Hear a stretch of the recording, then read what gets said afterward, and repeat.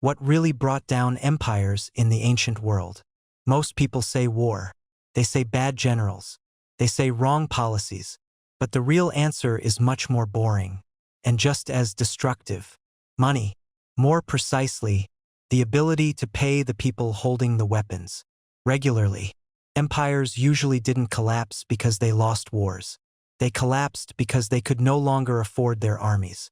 And the moment the logic of payment breaks down, loyalty dissolves far faster than ideals ever do. Because a soldier doesn't live on belief alone.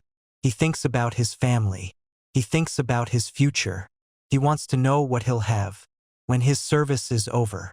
Once armies stopped being temporary militias and turned into permanent institutions, war stopped being a matter of courage.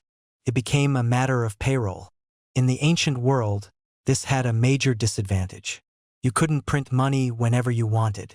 You couldn't survive for years by borrowing. When the treasury was empty, no one came to save you.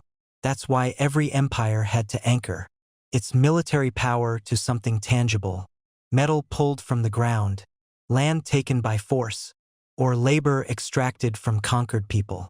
These choices were not innocent. They determined how society was organized, who carried the burden, and who paid the price when things went wrong. Rome understood this better than anyone else, and maybe pushed it harder than anyone else. At its peak, it was feeding roughly 400,000 soldiers, spread across 3 continents. This was no longer just an army. It was a massive institution. Soldiers expected regular pay. They expected retirement. And often, they expected land after their service. This wasn't generosity. It was the price of keeping the empire intact. Rome's borders held, not because of patriotism, but because payments were reliable. And this system rested on silver. Real silver. The denarius. Soldiers were paid with it.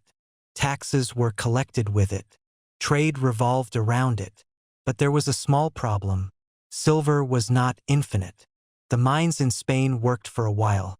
Then extraction became harder. Costs increased. Armies kept growing. And Roman leaders faced a hard choice.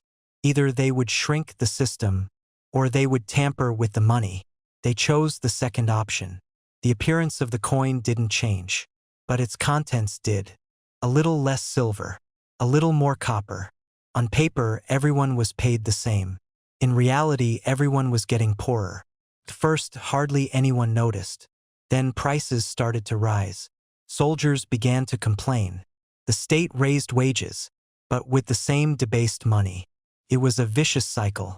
It moved slowly, and that's exactly why it was dangerous. The army realized what was happening before civilians did. Loyalty was no longer directed at the state, but at whoever controlled the money.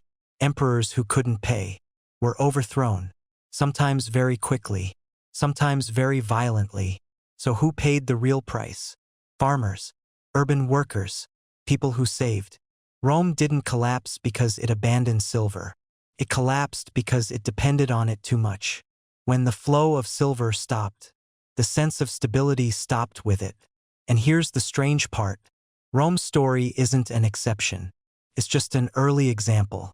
The Assyrians used war as a form of pay. Islamic empires tied expansion to their revenue model. The Chinese state turned society into a logistics machine. The Aztecs survived on tribute. Different tools, same logic. Armies were never paid with abstract things.